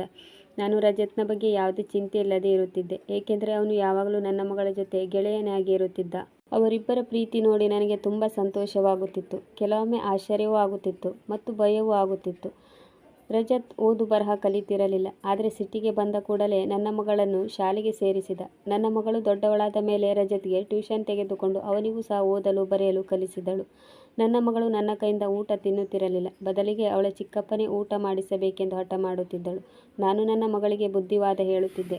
ರಜತ್ ಮಲಗಿದ್ದಾನೆ, ಅವನನ್ನು ಎಬ್ಬಿಸುವುದು ಬೇಡ. ಅವನು ಬೆಳಿಗ್ಗೆ ಬೇಗನೆ ಎದ್ದು ಕೆಲಸಕ್ಕೆ ಹೋಗಬೇಕಾಗುತ್ತದೆ. ಆಗ ಅನನ್ಯ ಹೇಳುತ್ತಿದ್ದಳು, ನೀನು ಬೇಕಾದರೆ ಊಟ ಮಾಡಿ ಮಲಗಿಕೊ, ನಾನು ಮಾತ್ರ ಚಿಕ್ಕಪ್ಪನ ಕೈಲೇ ಊಟ ಮಾಡೋದು. ನನಗೆ ಅವಳ ಮಾತನ್ನು ಕೇಳಿ ಸಿಟ್ಟು ಬಂತು. ಇದೇನಿದು, ಚಿಕ್ಕ ಮಕ್ಕಳ ಹಾಗೆ ಹಠ ಮಾಡಬೇಡ ಎಂದೆ. ಅಷ್ಟರಲ್ಲಿ ನನ್ನ ಮಾತು ಕೇಳಿ ರಜತ್ ಎದ್ದು ಬಂದ ಮತ್ತು ಏಕೆ ಗಲಾಟೆ ಮಾಡುತ್ತಿದ್ದೀರಿ ಎಂದು ಕೇಳಿದ. ಅದಕ್ಕೆ ನಾನು ಹೇಳಿದೆ, ಅವಳು ನಿನ್ನ ಕೈಯಿಂದ ಊಟ ಮಾಡಬೇಕೆಂದು ಹಠ ಮಾಡುತ್ತಿದ್ದಾಳೆ. ಅವನು ನನ್ನ ಮಾತು ಕೇಳಿ ನಗಲು ಪ್ರಾರಂಭಿಸಿದ ಮತ್ತು ಇಷ್ಟೇನಾ ವಿಷಯ, ನಾನು ಅನನ್ಯಾಳಿಗೆ ಊಟ ಮಾಡಿಸುತ್ತೇನೆ ಎಂದು ಹೇಳಿದ. ರಜತ್ 1 ತಾಸಿನವರೆಗೂ ಅನನ್ಯಾಳ ರೂಮಿನಲ್ಲಿಯೇ ಇದ್ದ ಮತ್ತು 11 ಗಂಟೆಯಾಗಿತ್ತು. ನಾನು ಅನನ್ಯಾಳ ರೂಮಿಗೆ ಹೋಗಿ ಕೇಳಿದೆ, ನೀನು ಊಟ ಮಾಡಿಸುತ್ತಾ 1 ಗಂಟೆ ಮಾಡಿದೆ, ನೀನು ಬೆಳಿಗ್ಗೆ ಬೇಗನೆ ಏಳುತ್ತೀಯಾ? ಹೀಗೆ ಮಾಡಿದರೆ ಬೆಳಿಗ್ಗೆ ನೀನು ಹೇಗೆ ಬೇಗ ಏಳುವೆ? ಆಗ ರಜತ್ ಹೇಳಿದ, ಅತ್ತಿಗೆ, ನಾವಿಬ್ಬರು ಮಾತನಾಡುತ್ತಾ ಕುಳಿತಿದ್ದೆವು, ಹಾಗಾಗಿ ಸಮಯವಾಗಿದ್ದೇ ಗೊತ್ತಾಗಲಿಲ್ಲ. ಆಗ ನಾನು ಹೇಳಿದೆ, ನೀನು ಮಾತನಾಡುವುದರಲ್ಲಿ ಸಮಯವನ್ನು ಹಾಳು ಮಾಡಬೇಡ, ನೀನು ಬೇಗ ಹೋಗಿ ನಿದ್ದೆ ಮಾಡು. ಅನನ್ಯ ರಜತ್ನ ಹತ್ತಿರ ಏಕೆ ಊಟವನ್ನು ಮಾಡಬೇಕು? ನಾನಂತೂ ಇವರ ವಿಚಾರವಾಗಿ ಯಾವಾಗಲೂ ಟೆನ್ಷನ್ನಲ್ಲೇ ಇರುತ್ತಿದ್ದೆ. ಇದು 1 ದಿನದ ಮಾತಾಗಿರಲಿಲ್ಲ. ಈ ಥರ ಬಹಳ ದಿನಗಳಿಂದ ನಡೆಯುತ್ತಿತ್ತು. ರಜತ್ ಅವಳಿಗೆ ಊಟ ಮಾಡಿಸುವ ನೆಪದಲ್ಲಿ ದಿನದಲ್ಲಿ 2 ರಿಂದ 3 ಗಂಟೆಗಳ ಕಾಲ ಅವಳ ರೂಮಿನಲ್ಲೇ ಇರುತ್ತಿದ್ದ. ನಾನಂದುಕೊಳ್ಳುತ್ತಿದ್ದೆ, ಅವರಿಬ್ಬರು ಟಿವಿ ನೋಡುತ್ತಾ ಇರಬಹುದು ಎಂದು. ನಾನು ಒಂದು ದಿನ ಹೋಗಿ ನೋಡಿದೆ. ಅವರಿಬ್ಬರು ಟಿವಿ ನೋಡ್ತಾ ಇರಲಿಲ್ಲ, ಬದಲಾಗಿ ಮಾತನಾಡುತ್ತಾ ಕುಳಿತಿದ್ದರು. ಒಂದು ದಿನವಂತೂ ಸುಮಾರು 2 ರಿಂದ 3 ಗಂಟೆಯಾಗಿತ್ತು. ರಾತ್ರಿ 3 ಗಂಟೆ ಹೊತ್ತಿಗೆ ಯಾರು ಇಷ್ಟೊಂದು ಮಾತನಾಡುತ್ತಿರುತ್ತಾರೆ? ನಾನು ತಕ್ಷಣ ಬಾಗಿಲನ್ನು ಬಡಿದೆ ಮತ್ತು ಬಾಗಿಲನ್ನು ತೆರೆಯಲು ಪ್ರಯತ್ನಿಸಿದೆ. ನನಗೆ ಆಶ್ಚರ್ಯವಾಯಿತು, ಏಕೆಂದರೆ ಬಾಗಿಲು ಒಳಗಿಂದ ಲಾಕ್ ಆಗಿತ್ತು. ನಾನು ಜೋರಾಗಿ ಬಾಗಿಲನ್ನು ಬಡಿದೆ. ಆದರೆ ಬಾಗಿಲು ತೆರೆಯಲು 10 ನಿಮಿಷವಾಗಿತ್ತು. ನಾನು ಅವರನ್ನು ಕೇಳಿದೆ, ಬಾಗಿಲನ್ನು ಒಳಗಿನಿಂದ ಯಾಕೆ ಲಾಕ್ ಮಾಡಿಕೊಂಡಿದ್ದೀರಾ? ನಾನು ಎಷ್ಟೊತ್ತಿನಿಂದ ಬಾಗಿಲು ಬಡಿಯುತ್ತಿದ್ದೇನೆ. ನೀವು ಬಾಗಿಲು ತೆರೆಯಲು ಇಷ್ಟೊಂದು ಲೇಟ್ ಆಗುತ್ತಾ? ಬಾಗಿಲನ್ನು ಲಾಕ್ ಮಾಡಿಕೊಂಡು ಏನು ಮಾಡ್ತಾ ಇದ್ರಿ? ಇದು ಒಂದು ರೀತಿನಾ? ಅತ್ತಿಗೆ, ಬಾಗಿಲು ಹೇಗೋ ಲಾಕ್ ಆಗಿರಬೇಕು. ನಾವಿಬ್ಬರು ಟಿವಿ ನೋಡ್ತಾ ಇದ್ವಿ, ನೀವು ಕರೆದದ್ದು ನಮಗೆ ಕೇಳಿಸಲಿಲ್ಲ. ಅದಕ್ಕೆ ನಾನು ಹೇಳಿದೆ, ರಾತ್ರಿ 3 ಗಂಟೆಯವರೆಗೆ ಯಾರಾದರೂ ಟಿವಿ ನೋಡ್ತಾರಾ? ನೀವು VIP ಮನೆಯಲ್ಲಿ ಇಲ್ಲ. ಅಷ್ಟೇ ಅಲ್ಲ, ಬಾಗಿಲುಗಳು ಅದರ ಪಾಡಿಗೆ ಅದು ಲಾಕ್ ಆಗಲು ನಮ್ಮ ಮನೆಯಲ್ಲಿ ಆಟೋಮೆಟಿಕ್ ಬಾಗಿಲುಗಳೇ ಇಲ್ಲ. ಮತ್ತು ನಾನು ರಜತ್ಗೆ ಹೇಳಿದೆ, ಹೋಗಿ ನಿನ್ನ ರೂಮಿನಲ್ಲಿ ಮಲಗಿಕೋ ಎಂದು. ನಾಳೆಯಿಂದ ನೀನು ಈ ರೀತಿಯಾಗಿ ವರ್ತಿಸಬೇಡ ಎಂದು ನಾನು ನನ್ನ ಮಗಳಿಗೆ ಬುದ್ಧಿವಾದ ಹೇಳಿದೆ. ನನ್ನ ಮಗಳ ವಿದ್ಯಾಭ್ಯಾಸ ಮುಗಿಯುತ್ತಾ ಬಂದಿತ್ತು ಮತ್ತು ಅವಳಿಗೆ ಮದುವೆ ವಯಸ್ಸು ಆಗಿತ್ತು. ಅವಳು ಯಾವ ಕೆಟ್ಟ ದಾರಿ ಹಿಡಿಯಬಾರದು ಎಂದು ನಾನು ಅವಳ ಬಗ್ಗೆ ಕಾಳಜಿ ವಹಿಸುತ್ತಿದ್ದೆ. ಆದಷ್ಟು ಬೇಗ ಅವಳಿಗೆ ಮದುವೆ ಮಾಡಬೇಕೆಂದುಕೊಂಡೆ. ನನ್ನ ಮದುವೆ ಚಿಕ್ಕ ವಯಸ್ಸಿನಲ್ಲೇ ಆಗಿತ್ತು. ನಾನು ಬ್ರೋಕರ್ ಹತ್ತಿರ ಮಾತನಾಡಿದ್ದೆ. ಅವರು ಸಹ ಒಂದು ಸಂಬಂಧವನ್ನು ತಂದಿದ್ದರು. ಹಾಗೆ ಹುಡುಗನ ತಾಯಿಯನ್ನು ಕರೆದುಕೊಂಡು ಬಂದಿದ್ದರು. ಅವರು ನನ್ನ ಮಗಳಿಗೆ ಒಂದೆರಡು ಪ್ರಶ್ನೆಯನ್ನು ಕೇಳಿದರು. ನಂತರ ನಾನು ನನ್ನ ಮಗಳಿಗೆ ಒಳಗೆ ಹೋಗಲು ಹೇಳಿದೆ. ನನ್ನ ಮೈದುನ ಕೆಲಸಕ್ಕೆ ಹೋಗಿದ್ದ. ಯಾಕೆ ಅಂತ ಗೊತ್ತಿಲ್ಲ. ರಜತ್ ಅರ್ಧದಲ್ಲಿ ಕೆಲಸವನ್ನು ಬಿಟ್ಟು ಮನೆಗೆ ಬಂದಿದ್ದ. ಅವರು ಮನೆಗೆ ಬರುತ್ತಿದ್ದಂತೆ ಹುಡುಗನ ಮನೆಯವರ ಹತ್ತಿರ ಇಲ್ಲಸಲ್ಲದ ಮಾತುಗಳನ್ನು ಆಡತೊಡಗಿದ. ಅವನು ಹುಡುಗನ ಮನೆಯವರಿಗೆ, ಈ ಹುಡುಗಿ ಸರಿಯಿಲ್ಲ, ಅವಳು ಮನೆಯಲ್ಲಿ ತಿಂಡಿ ಮಾಡಿಲ್ಲ, ನಿಮಗೆ ಅಂಗಡಿಯಿಂದ ತಿಂಡಿಯನ್ನು ತೆಗೆದುಕೊಂಡು ಬಂದಿದ್ದಾರೆ, ಅವಳಿಗೆ ಅಡುಗೆ ಮಾಡಲು ಸಹ ಬರುವುದಿಲ್ಲ, ಅವಳು ಎಲ್ಲರೊಂದಿಗೆ ಜಗಳ ಮಾಡುತ್ತಿರುತ್ತಾಳೆ. ಕೆಲವು ದಿನಗಳ ಹಿಂದೆ ಅವಳು ಕಾಲೇಜಿನ ಟೀಚರ್ ತಲೆ ಒಡೆದು ಬಂದಿದ್ದಾಳೆ. ನೀವು ನಂಬಲ್ಲ, ನಮ್ಮ ಮನೆಗೆ ಪೊಲೀಸರು ಬಂದಿದ್ದರು. ನಾವು ಹೇಗೋ ಮಾಡಿ ಈ ಕೇಸನ್ನು ಮುಚ್ಚಿ ಹಾಕಿದೆವು. ಆ ಹೆಂಗಸು ಬಹಳ ಆಶ್ಚರ್ಯದಿಂದ ರಜತ್ನ ಕಡೆಗೆ ನೋಡುತ್ತಿದ್ದಳು ಮತ್ತು ಪದೇ ಪದೇ ನನ್ನ ಕಡೆಗೆ ನೋಡುತ್ತಿದ್ದಳು. ನನಗೆ ಅವನ ಮಾತಿನಿಂದ ಟೆನ್ಷನ್ ಆಗಿ ಹೋಗಿತ್ತು. ಇದೇನು ರಜತ್ ಹೀಗೆ ತಮಾಷೆ ಮಾಡ್ತಾ ಇದ್ದಾನೆ? ಅವನ ಒಂದು ಮಾತಿನಲ್ಲಿ ಸತ್ಯ ಇರಲಿಲ್ಲ. ಅವನಿಗೂ ಗೊತ್ತಿತ್ತು ತಾನು ಸುಳ್ಳು ಹೇಳುತ್ತಿದ್ದೇನೆ ಎಂದು. ಅವನು ಹುಡುಗನ ಮನೆಯವರಿಗೆ ಯಾಕೆ ಸುಳ್ಳು ಹೇಳುತ್ತಿದ್ದಾನೆ? ನನ್ನ ಮಗಳು ಯಾವತ್ತೂ ಯಾವ ಟೀಚರ್ನ ತಲೆಯನ್ನು ಒಡೆದಿಲ್ಲ. ಅಷ್ಟೇ ಅಲ್ಲ, ಅವಳು ಯಾರ ಜೊತೆಯೂ ಅಧಿಕ ಪ್ರಸಂಗತನ ಮಾಡುವುದಿಲ್ಲ. ರಜತ್ ಹೀಗೆ ಮಾಡುತ್ತಾನೆಂದು ನಾನು ಯಾವತ್ತೂ ಅಂದುಕೊಂಡಿರಲಿಲ್ಲ. ಅವನ ಮಾತನ್ನು ಕೇಳಿ ನನಗೆ ತುಂಬ ಆಶ್ಚರ್ಯವಾಯಿತು. ಇವನು ಏನಾದರೂ ಕುಡಿದು ಬಂದಿದ್ದಾನಾ? ಹುಡುಗನ ತಾಯಿ ಹೇಳಿದರು, ಈ ಸಂಬಂಧ ನಮಗೆ ಇಷ್ಟವಿಲ್ಲ ಎಂದು. ಬಾಯಿಗೆ ಬಂದಂತೆ ಒದರಿ ಹೊರಟು ಹೋದರು. ಅವರು ಹೊರಟು ಹೋಗುತ್ತಿದ್ದ ಹಾಗೆ ನಾನು ರಜತ್ಗೆ ಕೇಳಿದೆ, ನೀನೇಕೆ ಹೀಗೆ ಮಾಡಿದೆ? ಆಗ ರಜತ್ ಹೇಳಿದ, ಅತ್ತಿಗೆ ಅವರ ಮುಖ ನೋಡಿದ್ದೀರಾ? ಅವರು ಅನನ್ಯಾಳಿಗೆ ಯಾವ ರೀತಿ ಇದ್ದಲು ಸರಿಯಾದವರಲ್ಲ. ನಾನು ಯಾವ ಕಾರಣಕ್ಕೂ ಆ ಹುಡುಗನೊಂದಿಗೆ ಅನನ್ಯಾಳ ಮದುವೆಯನ್ನು ಮಾಡುವುದಿಲ್ಲ. ನನಗೆ ಅವನು ಸ್ವಲ್ಪವೂ ಇಷ್ಟವಿಲ್ಲ. ನೀವು ನೋಡಿದ್ರಲ್ಲ, ಅನನ್ಯ ಎಷ್ಟೊಂದು ಸುಂದರವಾಗಿದ್ದಾಳೆ. ಮತ್ತೆ ಇವಳು ತುಂಬ ಚಿಕ್ಕ ವಯಸ್ಸಿನವಳು. ಹುಡುಗ ನೋಡಿದರೆ ತುಂಬ ವಯಸ್ಸಾದವನಾಗೆ ಕಾಣುತ್ತಾನೆ. ಅದಕ್ಕೆ ನಾನು ಹಾಗೆ ಮಾಡಿದೆ. ಆಗ ನಾನು ರಜತ್ಗೆ ಹೇಳಿದೆ, ನೀನು ಒಂದು ಸಲವಾದರೂ ನನ್ನನ್ನು ಕೇಳಬಹುದಾಗಿತ್ತು. ನೀನು ಇಷ್ಟೊಂದು ತಮಾಷೆ ಮಾಡುವ ಅಗತ್ಯವೇನಿತ್ತು? ನೀನು ಅವರನ್ನು ಕೆಟ್ಟವರು ಎಂದು ಹೇಳಲಿಲ್ಲ. ಬದಲಿಗೆ ಅವರೆಲ್ಲರ ಎದುರು ಅನನ್ಯಾಳನ್ನು ಇನ್ಸಲ್ಟ್ ಮಾಡಿದ್ಯಾ. ಈಗ ನೋಡು, ಅವರು ಬೇರೆ ಕಡೆ ಹೋಗಿ ನಮ್ಮ ಹುಡುಗಿಯ ಬಗ್ಗೆ ಏನೆಲ್ಲ ಮಾತನಾಡುತ್ತಾರೆ ಅಂತ. ಈಗ ನೋಡು, ಇನ್ನು ಮುಂದೆ ನಮ್ಮ ಮಗಳಿಗೆ ಯಾವ ಸಂಬಂಧವೂ ಬರುವುದಿಲ್ಲ ಎಂದು ಹೇಳಿದೆ. ಆಗ ರಜತ್ ಹೇಳಿದ, ಅತ್ತಿಗೆ ನೀವು ಯೋಚನೆ ಮಾಡಿದ ಹಾಗೆ ಏನೂ ಆಗುವುದಿಲ್ಲ. ಇಂಥ ಕೆಟ್ಟ ಜನರು ನಮ್ಮ ಮನೆಗೆ ಸಂಬಂಧ ಹುಡುಕಿಕೊಂಡು ಬರಬಾರದು ಎಂದು ಹಾಗೆ ಮಾಡಿದೆ. ನೀವು ನೋಡಿದರೆ ಅವರ ಮನೆ ಮತ್ತು ಹಣವನ್ನು ನೋಡಿ ಮದುವೆ ಮಾಡುವುದರಲ್ಲಿದ್ದೀರಾ. ನಮ್ಮ ಅನನ್ಯ ನೋಡಿ ಎಷ್ಟು ಸುಂದರವಾಗಿ ಮತ್ತು ಎಷ್ಟೊಂದು ಮುದ್ದಾಗಿದ್ದಾಳೆ. ಹುಡುಗನನ್ನು ನೋಡಿದ್ದೀರಾ? ಅವಳ ತಾಯಿಯಂತೂ ತುಂಬ ಚಾಲಾಕಿದ್ದಾಳೆ. ಅಂಥವರ ಮನೆಗೆ ನಾನು ಅನನ್ಯಾಳನ್ನು ಒಪ್ಪಿಸುವುದಿಲ್ಲ. ನನಗೆ ರಜತ್ನ ಈ ರೀತಿಯ ವರ್ತನೆ ನೋಡಿ ತುಂಬ ಸಿಟ್ಟು ಬಂದಿತ್ತು. ಆದರೆ ಈಗ ಏನು ನಡೆದಿತ್ತು ಅದು ನಡೆದು ಹೋಗಿತ್ತು. ಈಗ ಏನೂ ಮಾಡಲು ಸಾಧ್ಯವಿಲ್ಲ. ಅವರ ಜೊತೆ ಇನ್ನೊಂದು ಬಾರಿ ಮಾತನಾಡಿದರೂ ಸಹ ಏನು ಪ್ರಯೋಜನವಿಲ್ಲ. ಏಕೆಂದರೆ ರಜತ್ ಮಾತನಾಡಿದ ರೀತಿಗೆ ನಾನು ಏನು ಹೇಳಿದರೂ ಅವರು ನಂಬುತ್ತಿರಲಿಲ್ಲ. ಸಂಜೆಯ ಹೊತ್ತಾಗಿತ್ತು. ಅನನ್ಯ ಮತ್ತು ರಜತ್ ಜಗುಲಿಯ ಮೇಲೆ ಕುಳಿತು ಸಮೋಸ ತಿನ್ನುತ್ತಾ ಕುಳಿತಿದ್ದರು ಮತ್ತು ಅವರಿಬ್ಬರು ತುಂಬ ಸಂತೋಷವಾಗಿದ್ದರು. ಒಂದು ದಿನ ನನ್ನ ಮಗಳ ರೂಮನ್ನು ಸ್ವಚ್ಛ ಮಾಡುತ್ತಿದ್ದೆ. ಅವಳು ಎಕ್ಸಾಮ್ ಬರೆಯಲು ಕಾಲೇಜಿಗೆ ಹೋಗಿದ್ದಳು. ಆದರೆ ಅವಳ ಮೊಬೈಲ್ ಮನೆಯಲ್ಲೇ ಇತ್ತು. ನಾನು ಅವಳ ರೂಮನ್ನು ಕ್ಲೀನ್ ಮಾಡುವಾಗ ಅಚಾನಕ್ಕಾಗಿ ಅನನ್ಯಾಳ ಮೊಬೈಲಿಗೆ ಕಾಲ್ ಬಂತು. ನಾನು ಕಾಲನ್ನು ರಿಸೀವ್ ಮಾಡಿದ್ದೆ. ಆಗ ಅನನ್ಯಾಳ ಫ್ರೆಂಡ್ ಮಾತನಾಡುತ್ತಿದ್ದಳು. ಆಂಟಿ, ಅನನ್ಯ ಆರೋಗ್ಯ ಹೇಗಿದೆ? ಆರೋಗ್ಯ ಸರಿಯಿಲ್ಲವೆಂದು ಅವಳು ಕಾಲೇಜಿಗೆ ರಜೆ ಅಪ್ಲಿಕೇಶನ್ ಕೊಟ್ಟಿದ್ದಾಳೆ. 1 ವಾರ ರಜೆ ಹಾಕಿದ್ದಾಳೆ. ಆಗ ನಾನು ಹೇಳಿದೆ, ಮಧು, ಅವಳು ಕಾಲೇಜಿಗೆ ಹೋಗಿದ್ದಾಳೆ. ಅವಳು ಕಾಲೇಜಿಗೆ ಯಾವುದೇ ರಜೆ ಅಪ್ಲಿಕೇಶನನ್ನು ಕೊಟ್ಟಿಲ್ಲ ಮತ್ತು ಅವಳ ಆರೋಗ್ಯ ಕೂಡ ಸರಿಯಾಗಿದೆ. ಆಗ ಮಧು ಹೇಳಿದಳು, ಇಲ್ಲ ಆಂಟಿ, ಈ ಅಪ್ಲಿಕೇಶನ್ ಮೇಲೆ ನಿಮ್ಮ ಸಹಿ ಸಹ ಇದೆ. ಆಗ ನಾನು ಹೇಳಿದೆ, ಅನನ್ಯ ಎಕ್ಸಾಮ್ ಇದೆ ಎಂದು ಹೇಳಿ ಕಾಲೇಜಿಗೆ ಹೋಗಿದ್ದಾಳೆ ಎಂದೆ. ಆಗ ಅವಳ ಫ್ರೆಂಡ್ ಮಧು ಹೇಳಿದಳು, ಇಲ್ಲ ಆಂಟಿ, ಕಾಲೇಜಿನಲ್ಲಿ ಯಾವುದೇ ಎಕ್ಸಾಮ್ ನಡೆಯುತ್ತಿಲ್ಲ ಮತ್ತು ಅವಳು ತುಂಬ ದಿನಗಳಿಂದ ಕಾಲೇಜಿಗೂ ಸಹ ಬಂದಿಲ್ಲ. ಮಧು ಮಾತು ಕೇಳಿ ನನಗೆ ತುಂಬ ಟೆನ್ಷನ್ ಆಗತೊಡಗಿತ್ತು. ನನ್ನ ಮಗಳು ಏನು ಮಾಡುತ್ತಿದ್ದಾಳೆ? ಅವಳು ಕಾಲೇಜಿಗೆ ಹೋಗುತ್ತೇನೆಂದು ಹೇಳಿ ಹೋಗುತ್ತಾಳೆ. ಹಾಗಾದರೆ ಅವಳು ಕಾಲೇಜಿಗೆ ಯಾಕೆ ಹೋಗುತ್ತಿಲ್ಲ? ನಾನು ಮಧುಗೆ ಕೇಳಿದೆ, ನೀನು ನನ್ನ ಜೊತೆ ಮಾತನಾಡಿದ ವಿಷಯವನ್ನು ಅನನ್ಯಾಗೆ ಹೇಳಬೇಡ ಎಂದು ಹೇಳಿ ಕಾಲ್ ಕಟ್ ಮಾಡಿ ಮೊಬೈಲನ್ನು ಅವಳ ರೂಮಿನಲ್ಲಿ ಇಟ್ಟು ಬಂದೆ. ಸಂಜೆ ನಾನು ರಜತ್ ಮತ್ತು ಅನನ್ಯಾಳನ್ನು ಕರೆದೆ. ರೂಮಿನ ವಾತಾವರಣ ಕೋರ್ಟಿನ ಥರ ಇತ್ತು. ನಾನು ಅನನ್ಯಾಳಿಗೆ ಅವಳ ಗೆಳತಿ ಕಾಲ್ ಮಾಡಿದ್ದನ್ನು ಹೇಳಿದೆ ಮತ್ತು ಇದೆಲ್ಲ ಏನು? ನೀನು ಕಾಲೇಜಿನ ನೆಪ ಮಾಡಿ ಎಲ್ಲಿಗೆ ಹೋಗುತ್ತಿದ್ದೀಯಾ ಎಂದು ಕೇಳಿದೆ. ನಿನ್ನ ಗೆಳತಿ ಹೇಳಿದಳು, ನೀನು ತುಂಬ ದಿನಗಳಿಂದ ಕಾಲೇಜಿಗೆ ಹೋಗಿಲ್ಲವಂತೆ. ಮತ್ತೆ ನೀನು ರಜೆ ಅಪ್ಲಿಕೇಶನ್ ಸಹ ಕೊಟ್ಟಿದ್ದೀಯಂತೆ. ಅದರ ಮೇಲೆ ನನ್ನ ಸೈನ್ ಮಾಡಿದ್ದೆ ಅಂತಲ್ಲ. ನನ್ನ ಸೈನ್ ಮಾಡಲು ನಿನಗೆ ಎಷ್ಟು ಧೈರ್ಯ ಎಂದು ಗದರಿಸಿದೆ. ರಜತ್ ಮತ್ತು ಅನನ್ಯ ತಲೆ ತಗ್ಗಿಸಿ ನಿಂತಿದ್ದರು. ಯಾಕೆಂದರೆ ಅವರಿಬ್ಬರು ಸಿಕ್ಕಿ ಬಿದ್ದಿದ್ದರು. ಅದಕ್ಕಾಗಿ ಹೇಳಲು ಅವರ ಬಳಿ ಏನು ಉತ್ತರವಿರಲಿಲ್ಲ. ನನಗೆ ತುಂಬ ಸಿಟ್ಟು ಬಂದಿತ್ತು. ನೀನು ಕಾಲೇಜಿನ ನೆಪ ಮಾಡಿ ಎಲ್ಲಿಗೆ ಹೋಗುತ್ತಿರುವೆ ಎಂದು ಎಲ್ಲ ಸತ್ಯವನ್ನು ಹೇಳು. ಇಲ್ಲಾಂದರೆ ನಿಮ್ಮಿಬ್ಬರಿಗೂ ಸರಿಯಾಗಿ ಬುದ್ಧಿ ಕಲಿಸುತ್ತೇನೆ. ನನಗೆ ತುಂಬ ಚೆನ್ನಾಗಿ ಗೊತ್ತಿತ್ತು ಇದರಲ್ಲಿ ರಜತ್ ಸಹ ಶಾಮೀಲಾಗಿದ್ದಾನೆ ಎಂದು. ನನ್ನ ಮಗಳಿಗೆ ಹೇಳಿದೆ, ನಿನಗೆ ಕೊಡುತ್ತಿರುವ ಹಣವನ್ನು ನಿಲ್ಲಿಸುತ್ತೇನೆ. ಆಗ ನಿನಗೆ ಗೊತ್ತಾಗುತ್ತದೆ ನಿನ್ನ ಖರ್ಚನ್ನು ಹೇಗೆ ನಿಭಾಯಿಸುವುದು ಎಂದು. ಆಗ ತಕ್ಷಣ ಅನನ್ಯ ಹೇಳಿದಳು, ನಾನು ಕೆಲವು ದಿನ ರಜೆ ತೆಗೆದುಕೊಂಡಿದ್ದೆ ಮತ್ತು ನಾನು ನನ್ನ ಗೆಳತಿಯರ ಜೊತೆ ಮೂವಿ ನೋಡಲು ಹೋಗುತ್ತಿದ್ದೆ. ಇಷ್ಟೇ ಅಲ್ಲ, ಚಿಕ್ಕಪ್ಪನ ಒಪ್ಪಿಗೆ ತೆಗೆದುಕೊಂಡು ನಾವೆಲ್ಲರೂ ಪಾರ್ಕಿಗೆ ಹೋಗುತ್ತಿದ್ದೆವು. ಆಗ ನಾನು ಹೇಳಿದೆ, ರವಿವಾರದ ದಿನ ಮೂವಿಗೆ ಹೋಗಲು ಪಾರ್ಕ್ಗೆ ಹೋಗಲು ಟೈಮ್ ಸಿಗುವುದಿಲ್ಲವೇ? ಆಗ ರಜತ್ ಹೇಳಿದ, ಅತ್ತಿಗೆ ನನಗೆ ಮೂವಿ ನೋಡಬೇಕೆನ್ನುವ ಆಸೆ ಇತ್ತು, ಅದಕ್ಕೆ ನಾನು ಅನನ್ಯಳಿಗೆ ರಜೆ ತೆಗೆದುಕೋ ಎಂದು ಮತ್ತು ನಿಮ್ಮ ಹತ್ತಿರ ಸುಳ್ಳು ಹೇಳಲು ನಾನೇ ಹೇಳಿದೆ. ಆಗ ನಾನು ಹೇಳಿದೆ, ರಜತ್ ನೀವೆಲ್ಲ ಏನು ಮಾಡ್ತಾ ಇದ್ದೀರಾ? ಆಗ ರಜತ್ ಹೇಳಿದ, ಅತ್ತಿಗೆ ದಯವಿಟ್ಟು ನಮ್ಮನ್ನು ಕ್ಷಮಿಸಿಬಿಡಿ. ಇದರಲ್ಲಿ ಅನನ್ಯಾಳದೇನೂ ತಪ್ಪಿಲ್ಲ. ನಾವು ಒಂದು ದಿನ ಮೂವಿ ನೋಡಲು ಹೋದರೆ ಇನ್ನೊಂದು ದಿನ ಪಾರ್ಕಿಗೆ ಹೋಗುತ್ತಿದ್ದೆವು ಎಂದು ಹೇಳಿದ. ಇವರಿಬ್ಬರ ವ್ಯವಹಾರ ನನಗಂತೂ ಏನೂ ಅರ್ಥವಾಗಲಿಲ್ಲ. ಇವರಿಬ್ಬರು ಏನು ಮಾಡುತ್ತಾರಂತನೂ ಗೊತ್ತಾಗಲಿಲ್ಲ. ಇವರಿಬ್ಬರು ಮನೆಯಲ್ಲಿಯೂ ಸಹ ವಿಚಿತ್ರವಾಗಿ ವರ್ತಿಸುತ್ತಿದ್ದರು. ನಾನು ಇವರಿಬ್ಬರ ಮೇಲೆ ದೃಷ್ಟಿ ಇಟ್ಟಿದ್ದೆ. ಇವರು ಮನೆಯಲ್ಲಿಯೂ ಸಹ ಮೋಜು ಮಸ್ತಿ ಮಾಡುತ್ತಿದ್ದರು ಮತ್ತು ಇವರಿಬ್ಬರು 2-3 ಗಂಟೆಗಳ ಕಾಲ ಮಾತನಾಡುತ್ತಾ ಕುಳಿತುಕೊಳ್ಳುತ್ತಿದ್ದರು. ಇವರಿಬ್ಬರ ಮಧ್ಯೆ ತುಂಬ ಅನ್ಯೋನ್ಯತೆ ಬೆಳೆದಿತ್ತು. ಇವರಿಬ್ಬರಿಗೂ ತಮ್ಮನ್ನು ಬಿಟ್ಟು ಬೇರೆ ಯಾರೂ ಕಾಣಿಸುತ್ತಾ ಇರಲಿಲ್ಲ. ಇದರ ನಡುವೆ ನಾನು ಅನನ್ಯಗೋಸ್ಕರ ಬೇರೆ ಸಂಬಂಧವನ್ನು ನೋಡಲು ಶುರು ಮಾಡಿದೆ. ಮತ್ತೆ ನಾನು ರಜತ್ಗೆ ಹೇಳಿದೆ, ಹುಡುಗನಲ್ಲಿ ಏನಾದರೂ ದೋಷವಿದ್ದರೆ ನನಗೆ ಹೇಳು.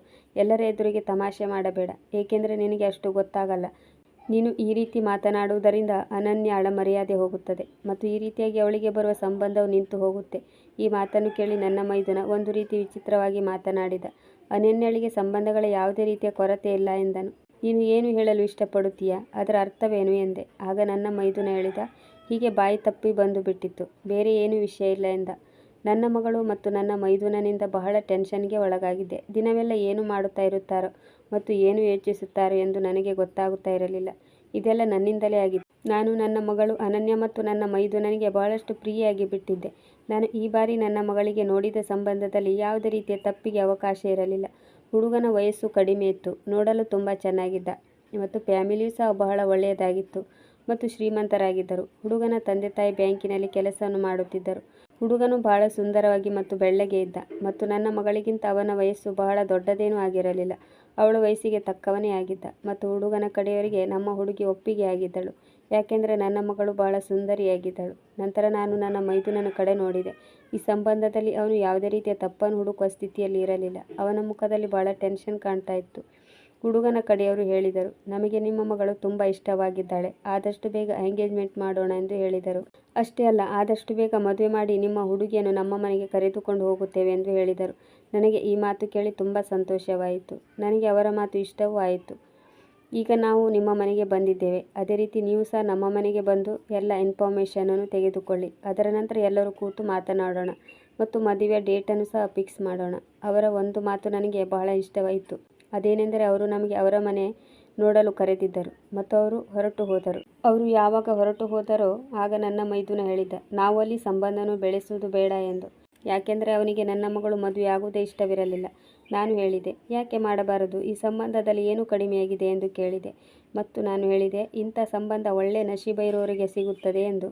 ಹುಡುಗ ಎಷ್ಟೆಲ್ಲ ಓದಿದ್ದಾನೆ, ನಾನಂತೂ ನನ್ನ ಮಗಳ ಮದುವೆ ಅವನ ಜೊತೆಯೇ ಮಾಡೇ ಮಾಡುತ್ತೇನೆ ಎಂದು ಹೇಳಿದೆ.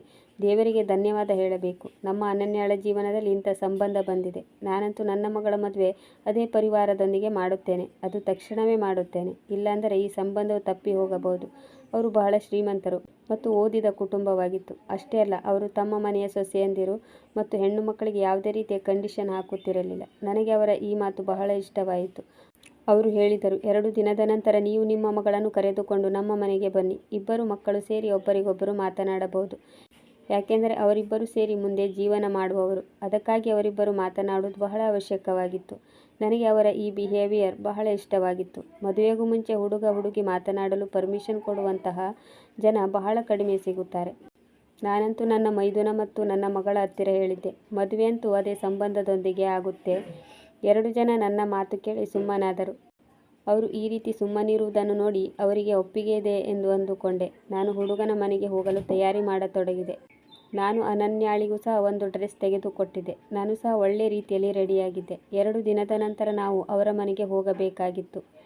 ಆ ದಿನ ಮನೆಯಲ್ಲಿ ರಜತ್ ಸಹ ಇರಲಿಲ್ಲ ಮತ್ತು ಅನನ್ಯಾಳು ಇರಲಿಲ್ಲ. ಅವರು ಮನೆಯಿಂದ ಹೋಗುವಾಗ ಹೇಳಿ ಹೋಗಿದ್ದರು, ಹುಡುಗನ ಮನೆಯವರಿಗೆ ಗಿಫ್ಟ್ ತರಬೇಕು ಎಂದು. ಯಾಕೆಂದರೆ ಖಾಲಿ ಕೈಲಿ ಹೋಗೋದು ಚೆನ್ನಾಗಿರಲ್ಲ ಅಂತ. ಆದರೆ ಅವರು ಮಾರ್ಕೆಟಿಗೆ ಹೋಗಿ 2-3 ಗಂಟೆಯಾಗಿ ಹೋಗಿತ್ತು. ಅಷ್ಟು ಹೊತ್ತು ಆದರೂ ಅವರು ಮನೆಗೆ ಬಂದಿರಲಿಲ್ಲ. ಹುಡುಗನ ಮನೆಯವರು ಮಧ್ಯಾಹ್ನದ ಊಟದ ಹೊತ್ತಿಗೆ ಕರೆದಿದ್ದರು.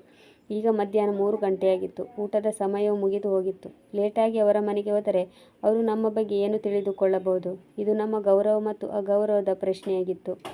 ನಾನು ರಜತ್ಗೆ ಫೋನ್ ಮಾಡಿದರೆ ಅವನು ರಿಸೀವ್ ಮಾಡ್ತಾ ಇರಲಿಲ್ಲ. ಸ್ವಲ್ಪ ಹೊತ್ತಿನ ನಂತರ ರಿಸೀವ್ ಮಾಡಿ, ನಾವು ಬರ್ತಾ ಇದ್ದೇವೆ, ಆದರೆ ಸ್ವಲ್ಪ ಟ್ರಾಫಿಕ್ ಇದೆ, ಇದರಿಂದಾಗಿ ಲೇಟ್ ಆಗ್ತಾ ಇದೆ ಎಂದು ಹೇಳಿದ. ಮತ್ತು ಸ್ವಲ್ಪ ಸಮಯದ ನಂತರ ನನ್ನ ಮೈದುನ ರಜತ್ ತನ್ನ ಫೋನನ್ನು ಸ್ವಿಚ್ ಆಫ್ ಮಾಡಿದ. ಮತ್ತು ನನ್ನ ಮಗಳು ಅನನ್ಯಾಳ ಫೋನ್ ಸಹ ಸ್ವಿಚ್ ಆಫ್ ಆಗಿತ್ತು. ನಾನು ಪುನಃ ಫೋನ್ ಟ್ರೈ ಮಾಡ್ತಾ ಇದ್ದೆ. ನನಗೆ ಬಹಳ ಟೆನ್ಷನ್ ಆಗಿತ್ತು. ಸಂಜೆ 4 ಗಂಟೆಯಾಗಿತ್ತು. ಆದರೂ ಸಹ ನನ್ನ ಮಗಳು ಮತ್ತು ನನ್ನ ಮೈದುನ ಮನೆಗೆ ಬಂದಿರಲಿಲ್ಲ. ಹುಡುಗನ ಮನೆಯವರು ಪುನಃ ಫೋನ್ ಮಾಡಿ ಕೇಳುತ್ತಿದ್ದರು, ನೀವು ಬರ್ತಿರೋ ಇಲ್ಲವೋ ಎಂದು. ನಾನು ಅವರಿಗೆ ಏನಾದರೂ ನೆಪ ಹೇಳಿ ಸ್ವಲ್ಪ ಸಮಯದ ನಂತರ ಬರುತ್ತೇವೆ ಎಂದು ಹೇಳುತ್ತಾ ಇದ್ದೆ. ನನಗೆ ಅವರ ಎದುರಿಗೆ ಬಹಳ ನಾಚಿಕೆ ಆಗುತ್ತಾ ಇತ್ತು. ನನಗೆ ಒಂದೊಂದು ಸಾರಿ ಅನಿಸುತ್ತಿತ್ತು, ಒಬ್ಬಳೇ ಹುಡುಗನ ಮನೆಗೆ ಹೋಗಿ ಬರಲಾ ಎಂದು. ಆದರೆ ಅವರು ಹುಡುಗಿ ಮತ್ತು ನಿಮ್ಮ ಮೈದುನ ಎಲ್ಲೆಂದು ಕೇಳಿದರೆ ಏನು ಉತ್ತರ ಹೇಳಲಿ? ಈಗ ಸಂಜೆ 6 ಗಂಟೆಯಾಗಿತ್ತು. ನಾನು ಸಹ ನನ್ನ ಮೊಬೈಲನ್ನು ಸ್ವಿಚ್ ಆಫ್ ಮಾಡಿದ್ದೆ. ಯಾಕೆಂದರೆ ಅವರು ಕೇಳುವ ಪ್ರಶ್ನೆಗೆ ಉತ್ತರ ಕೊಡುವ ಶಕ್ತಿ ನನ್ನ ಹತ್ತಿರ ಇರಲಿಲ್ಲ. ರಾತ್ರಿ 8 ಗಂಟೆ ಸಮಯಕ್ಕೆ ನನ್ನ ಮಗಳು ಮತ್ತು ನನ್ನ ಮೈದುನ ಇಬ್ಬರು ಸೇರಿ ನಗುತ್ತಾ ಒಳಗೆ ಬಂದರು. ನನ್ನನ್ನು ಬಾಗಿಲ ಹತ್ತಿರ ನೋಡಿ ಅವರ ಮುಖದ ನಗು ಮಾಯವಾಗಿತ್ತು. ನಾನು ಅವರಿಗೆ ಹೇಳಿದೆ, ನೀವು ಮನೆಯಿಂದ ಹೋಗಿ 8 ಗಂಟೆಯಾಗಿದೆ, ಈಗ ಗಿಫ್ಟ್ ತರ್ತಿದ್ದೀರಾ? ನನ್ನ ಮೈದುನ ಏನನ್ನು ಹೇಳುವುದರಲ್ಲಿ ಇದ್ದ. ಅಷ್ಟರಲ್ಲಿ ನಾನು ಅವನ ಕೆನ್ನೆ ಮೇಲೆ ಒಂದು ಬಾರಿಸಿದೆ. ಇದೇನು ತಮಾಷೆ ಮಾಡ್ತಿದ್ದೀರಾ? ಎಷ್ಟು ಹೊತ್ತಿನವರೆಗೆ ನೀವು ಎಲ್ಲಿದ್ರಿ? ಮೊದಲ ಬಾರಿಗೆ ನಾನು ನನ್ನ ಮೈದುನನ ಮೇಲೆ ಕೈ ಮಾಡಿದ್ದೆ. ಯಾಕೆಂದರೆ ಅವನೇ ನನ್ನ ಮಗಳಿಗೆ ಮಾರ್ಕೆಟಿಗೆ ಕರೆದುಕೊಂಡು ಹೋಗಿದ್ದ.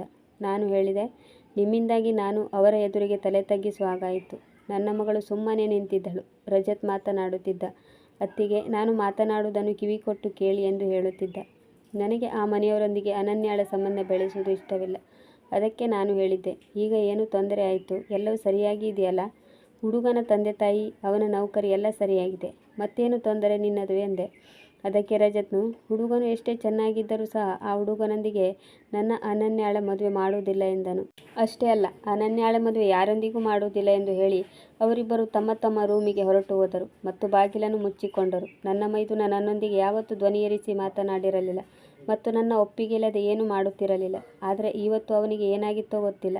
ನಾನು ರಾತ್ರಿಯೆಲ್ಲ ನಿದ್ದೆ ಮಾಡಲಿಲ್ಲ, ಟೆನ್ಷನ್ನಲ್ಲೇ ಇದ್ದೆ. ಮತ್ತು ನಾನು ನೋಡಿದೆ, ರಜತ್ ನನ್ನ ಮಗಳ ರೂಮಿನಲ್ಲಿ ಇಡೀ ರಾತ್ರಿ ಕುಳಿತಿರಲಿಲ್ಲ. ಆದರೆ ಇವರಿಬ್ಬರ ನಡುವೆ ಏನೋ ಮಸಲತ್ತು ನಡೆದಿತ್ತು. ಒಂದು ದಿನ ನಾನು ಅನನ್ಯಾಳಿಗೆ ಹೇಳಿದೆ, ನೀನು ನನ್ನ ರೂಮಿನಲ್ಲಿ ಹೋಗಿ ನಿದ್ದೆ ಮಾಡು, ನಾನು ನಿನ್ನ ರೂಮನ್ನು ಕ್ಲೀನ್ ಮಾಡಬೇಕು ಎಂದೆ. ಅನನ್ಯ ನನ್ನ ರೂಮಿನಲ್ಲಿ ಹೋಗಿ ಮಲಗಿದ್ದಳು. ತಕ್ಷಣ ನಾನು ಅನನ್ಯಾಳ ಡ್ರೆಸ್ ಹಾಕಿ ಬೆಡ್ ಮೇಲೆ ಮಲಗಿದ್ದೆ. ನಾನು ಯಾವ ರೀತಿ ಆ್ಯಕ್ಟ್ ಮಾಡುತ್ತಿದ್ದೆ ಅಂದರೆ, ನನಗೆ ತುಂಬ ಚೆನ್ನಾಗಿ ನಿದ್ದೆ ಬಂದಿರೋ ಹಾಗೆ ನಾನು ಅನನ್ಯಾಳ ರೂಮಿನಲ್ಲಿ ಮಲಗಿ 1 ಗಂಟೆಯ ನಂತರ ರಜತ್ ಅನನ್ಯಾಳ ರೂಮಿಗೆ ಬಂದ. ಅವನು ಕತ್ತಲಿನಲ್ಲಿ ನನ್ನ ಹತ್ತಿರ ಬಂದು, ಏನಾಗಿದೆ ಇವತ್ತು? ಇಷ್ಟು ಬೇಗ ಮಲಗಿದ್ಯಾ?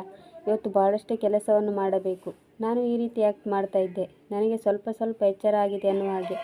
ಆದರೆ ನಾನು ನನ್ನ ಮುಖವನ್ನು ಮುಚ್ಚಿದ್ದೆ ಮತ್ತು ರೂಮಿನಲ್ಲಿ ಕತ್ತಲೆಯೂ ಇತ್ತು. ಇದರಿಂದಾಗಿ ನನ್ನ ಮೈದುನನಿಗೆ ನನ್ನ ಗುರುತು ಸಿಕ್ಕಿಲ್ಲ. ಈಗ ಕೇವಲ 24 ಗಂಟೆಗಳಿವೆ. ಅದರ ನಂತರ ನಾವು ಯಾರಿಗೂ ಹೆದರುವುದು ಬೇಡ, ಯಾರಿಂದಲೂ ಮುಚ್ಚಿಡುವುದು ಬೇಡ. ನಾವು ಏನೇ ಮಾಡುವುದಾದರೂ ಎಲ್ಲರ ಎದುರಿಗೆ ಮಾಡೋಣ ಮತ್ತು ಅತ್ತಿಗೆಯೂ ನಮ್ಮನ್ನು ತಡೆಯಲು ಸಾಧ್ಯವಿಲ್ಲ. ನಾನು ಇವತ್ತು ತುಂಬ ಸಂತೋಷವಾಗಿದ್ದೇನೆ. ಅದು ನಿನಗೆ ಹೇಗೆ ಹೇಳಲಿ? ನಾನು ಯೋಚನೆ ಮಾಡಿರಲಿಲ್ಲ ನನ್ನ ಹಣೆಬರಹ ಇಷ್ಟು ಚೆನ್ನಾಗಿರುತ್ತೆ ಅಂತ. ನಾನು ನನ್ನ ಫ್ಯೂಚರ್ನ ಬಗ್ಗೆ ಯೋಚನೆ ಮಾಡಲು ಶುರು ಮಾಡಿದ್ದೇನೆ.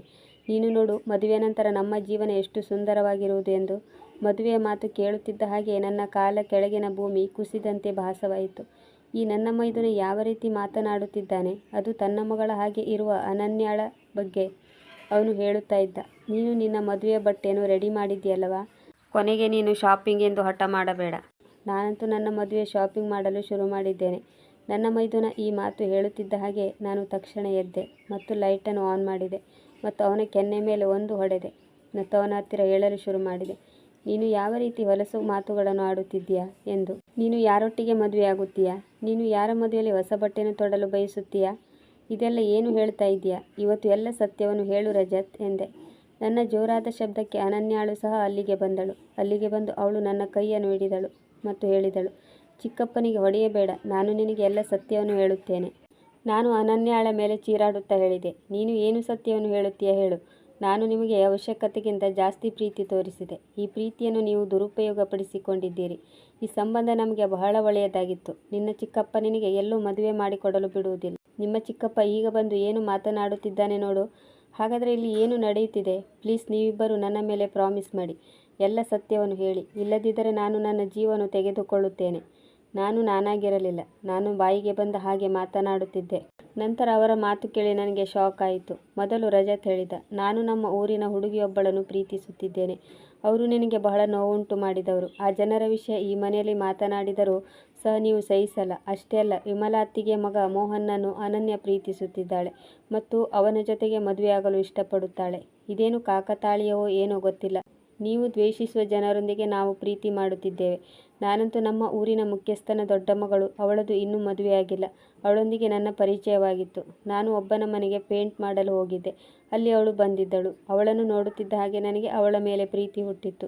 ಇದೇ ತರಹ ನಮ್ಮಿಬ್ಬರ ಪ್ರೀತಿ ತುಂಬ ಆಳವಾಗಿ ಬೆಳೆಯಿತು. ನಾವಿಬ್ಬರು ಒಬ್ಬರಿಗೊಬ್ಬರು ತುಂಬ ಪ್ರೀತಿಸುತ್ತೇವೆ. ವಿಮಲಾ ಅತ್ತಿಗೆ ಮಗ ಮೋಹನ್ ಅನನ್ಯಾಳ ಕಾಲೇಜಿನಲ್ಲಿ ಓದುತ್ತಿದ್ದಾನೆ.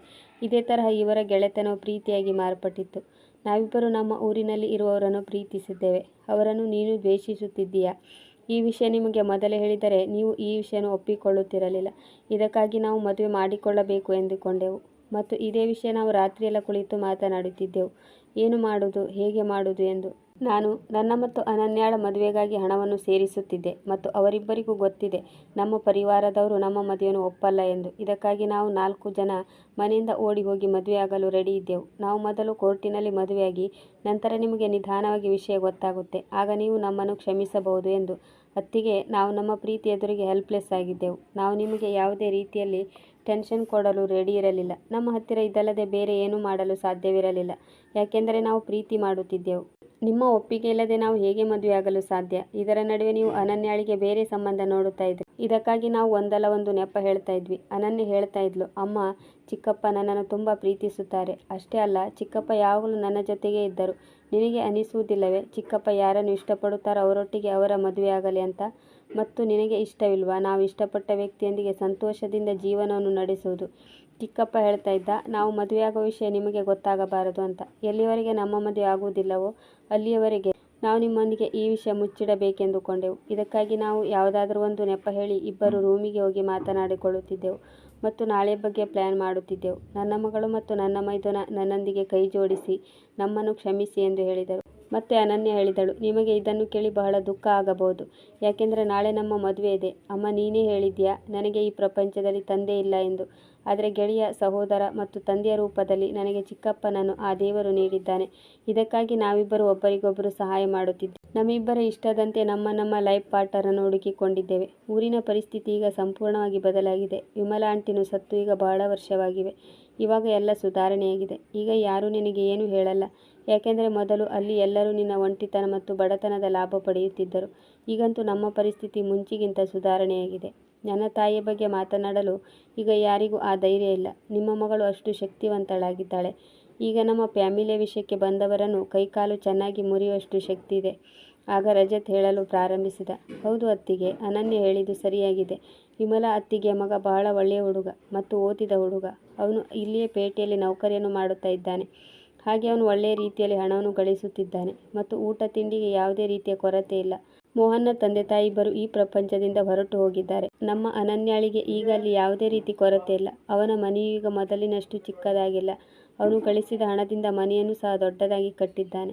ಅಷ್ಟೇ ಅಲ್ಲ, ಊರಿನ ಮುಖ್ಯಸ್ಥನ ಸಾವಿನ ನಂತರ ಅವಳ ಮಲತಾಯಿ ಅವಳ ಮದುವೆ ಇನ್ನುವರೆಗೂ ಮಾಡಿಲ್ಲ. ಅದಕ್ಕಾಗಿ ನಾನು ಅವಳೊಟ್ಟಿಗೆ ಮದುವೆಯಾಗಲು ಬಯಸುತ್ತೇನೆ. ಅವಳು ನನ್ನನ್ನು ತುಂಬ ಇಷ್ಟಪಡುತ್ತಾಳೆ. ನನಗೆ ಗೊತ್ತು ನೀವು ಅವಳನ್ನು ಬಹಳ ಸಂತೋಷವಾಗಿ ಇಟ್ಟುಕೊಳ್ಳುತ್ತೀರಾ ಅಂತ. ಅವರಿಬ್ಬರು ಹೇಳುತ್ತಾ ಅಳುತ್ತಿದ್ದರು. ಈ ಮಾತಂತೂ ಸತ್ಯ. ಅವರು ಮೊದಲೇ ಹೇಳಿದರೆ ನಾನು ಇದಕ್ಕೆ ಒಪ್ಪಿಗೆ ನೀಡುತ್ತಾ ಇರಲಿಲ್ಲ ಮತ್ತು ಆ ಊರಿನವರೊಂದಿಗೆ ಸಂಬಂಧ ಬೆಳೆಸಲು ಕೊಡುತ್ತಿರಲಿಲ್ಲ. ನಾನು ಆ ಊರಿನಿಂದ ಬಹಳ ದೂರ ಬಂದಿದ್ದೆ. ಆದರೆ ಮತ್ತೆ ಪುನಃ ಆ ಊರಿನೊಂದಿಗೆ ಸಂಬಂಧ ಬೆಳೆಸಬೇಕಾಯಿತು. ಇವರು ಪ್ರೀತಿಯನ್ನು ಮಾಡಿದ್ದಾರೆ, ಆದರೆ ಅದೇ ಊರಿನವರೊಂದಿಗೆ.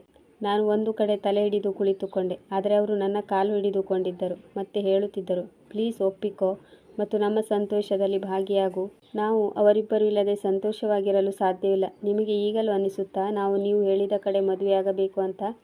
ನೀವು ನೋಡಿದವರ ಜೊತೆ ನಾವು ಮದುವೆಯೇನೋ ಆಗುತ್ತೇವೆ, ಆದರೆ ಸಂತೋಷವಾಗಿರಲು ಸಾಧ್ಯವಿಲ್ಲ. ನಾನು ಅವರಿಬ್ಬರ ತಲೆಯ ಮೇಲೆ ಕೈಯಿಟ್ಟು, ನಿಮಗೆ ಏನನ್ನಿಸುತ್ತೆ? ನಿಮ್ಮಿಬ್ಬರ ಸಂತೋಷದ ಬಗ್ಗೆ ನನಗೆ ಏನು ಯೋಚನೆ ಇಲ್ಲವಾ? ನಿಮ್ಮಿಬ್ಬರಿಗೋಸ್ಕರನೇ ನಾನು ಆ ಊರಿನಿಂದ ಈ ಊರಿಗೆ ಬಂದೆ ಮತ್ತು ನಿಮ್ಮಿಬ್ಬರಿಗೋಸ್ಕರವೇ ನಾನು ಬೇರೆ ಮದುವೆಯೂ ಸಹ ಆಗಿಲ್ಲ. ನಾನು ನನ್ನ ಎಲ್ಲ ಜೀವನವನ್ನು ನಿಮ್ಮಿಬ್ಬರಿಗೋಸ್ಕರವೇ ಮೀಸಲಾಗಿಟ್ಟಿದ್ದೇನೆ. ನಾನು ನಿಮ್ಮಿಬ್ಬರ ಸಂತೋಷಕ್ಕಾಗಿ ಇಷ್ಟನ್ನು ತ್ಯಾಗ ಮಾಡಲು ಆಗುವುದಿಲ್ಲವೇ? ಸರಿ, ಹಾಗಾದರೆ ನಾನು ಊರಿಗೆ ಹೋಗಿ ಮೋಹನ್ನ ಹತ್ತಿರ ಮಾತನಾಡುತ್ತೇನೆ ಮತ್ತು ಆ ಹುಡುಗಿಯ ಮನೆಗೂ ಸಹ ಸಂಬಂಧ ಬೆಳೆಸಲು ಹೋಗುತ್ತೇನೆ. ಯಾವ ಹುಡುಗಿಯನ್ನು ರಜತ್ ಇಷ್ಟಪಡುತ್ತಾನೋ ಆ ಹುಡುಗಿಯ ಜೊತೆ ಕೋರ್ಟಿನ ಪ್ರಕಾರ ಅಲ್ಲ, ಎಲ್ಲ ಮರ್ಯಾದೆಯೊಂದಿಗೆ ಮದುವೆ ಮಾಡಿಸೋಣ. ನಿಮ್ಮಿಬ್ಬರಿಗೂ ಮದುವೆ ನಾನೇ ಮಾಡಿಸುತ್ತೇನೆ. ಕೋರ್ಟಿನ ಮದುವೆ ಆಗುವ ಅವಶ್ಯಕತೆ ಇಲ್ಲ. ಅವರಿಬ್ಬರು ಅಳುತ್ತಾ ನನ್ನನ್ನು ಗಟ್ಟಿಯಾಗಿ ಹಿಡಿದುಕೊಂಡಿದ್ದರು. ನಾನು ಅವರಿಬ್ಬರನ್ನು ಬಹಳ ಮುದ್ದಿಸಿದ್ದೆ. ನನಗೆ ನನ್ನ ಮೈದುನ ಮತ್ತು ನನ್ನ ಮಗಳೇ ಎಲ್ಲವೂ ಆಗಿತ್ತು. ಇದಕ್ಕಾಗಿ ನಾನು ನನ್ನದೆಲ್ಲವನ್ನು ಅವರಿಬ್ಬರಿಗೋಸ್ಕರ ತ್ಯಾಗ ಮಾಡಿದೆ. ನಾನು ಅವರಿಬ್ಬರ ಸಂತೋಷಕ್ಕಾಗಿ ಇಷ್ಟನ್ನು ಮಾಡಲು ಸಾಧ್ಯವಿಲ್ಲವಾ? ಆದರೆ ಯಾವ ಊರಿನ ವಿಷಯ ಮಾತನಾಡುತ್ತಿದ್ದರೋ ಆ ಊರಿನವರು ನನಗೆ ಬಹಳ ಅಪಮಾನ ಮಾಡಿದ್ದರು. ಆದರೆ ಈಗ ಎಲ್ಲ ಸರಿಯಾಗಿದೆ. ಅಂದರೆ ಇವೆಲ್ಲ ಮಾತುಗಳು ಬಹಳ ವರ್ಷಗಳ ಹಿಂದಿನದಾಗಿತ್ತು. ಅದಕ್ಕಾಗಿ ನಾನು ಎಲ್ಲವನ್ನೂ ಮರೆಯಲು ಸಿದ್ಧಳಿದ್ದೆ. ನಾನು ಊರಿಗೆ ಹೋಗಿದ್ದೆ, ಊರಿನ ಮುಖ್ಯಸ್ಥನ ಮಗಳನ್ನು ನನ್ನ ಮೈದುನನಿಗೆ ತರಲು. ಇನ್ನೊಂದು ಕಡೆ ಮೋಹನ್ನ ತಂದೆ ತಾಯಿ ಸತ್ತು ಹೋಗಿದ್ದರು. ಮೋಹನ್ ಅನನ್ಯಾಳ ಸಂಬಂಧವನ್ನು ಕೇಳಲು ಮತ್ತು ಅವಳೊಂದಿಗೆ ಮದುವೆಯಾಗಲು ತನ್ನ ತಂಗಿಯನ್ನು ಕರೆದುಕೊಂಡು ನಮ್ಮ ಮನೆಗೆ ಬಂದಿದ್ದ. ನಾನು ಒಂದೇ ದಿನದಲ್ಲಿ ಅನನ್ಯಾಳನ್ನು ಮದುವೆ ಮಾಡಿ ಗಂಡನ ಮನೆಗೆ ಕಳಿಸಿಕೊಟ್ಟೆ ಮತ್ತು ಇನ್ನೊಂದು ಕಡೆ ನನ್ನ ಮೈದುನನ ಹೆಂಡತಿಯನ್ನು ಮನೆಗೆ ತುಂಬಿಸಿಕೊಂಡೆ. ಈಗ ಅವರಿಬ್ಬರು ಬಹಳ ಸಂತೋಷವಾಗಿದ್ದಾರೆ ಮತ್ತು ತಮ್ಮ ಜೀವನವನ್ನು ಆರಾಮದಿಂದ ಕಳೆಯುತ್ತಿದ್ದಾರೆ.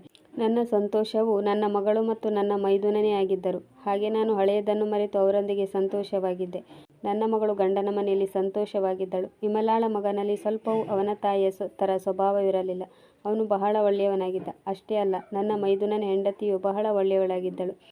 ವೀಕ್ಷಕರೇ, ನಿಮಗೆ ಈ ಕತೆ ಇಷ್ಟವಾಗಿದ್ದಲ್ಲಿ ಇದಕ್ಕೊಂದು ಲೈಕ್ ಕೊಡಿ, ಕಮೆಂಟ್ ಮಾಡಿ ಮತ್ತು ಶೇರ್ ಮಾಡಿ. ಸಬ್ಸ್ಕ್ರೈಬ್ ಮಾಡಲು ಮರೆಯದಿರಿ. ಮುಂದಿನ ಕಥೆಯೊಂದಿಗೆ ಮತ್ತೆ ಭೇಟಿಯಾಗೋಣ. ಕತೆ ಕೇಳಿದ್ದಕ್ಕೆ ಧನ್ಯವಾದಗಳು.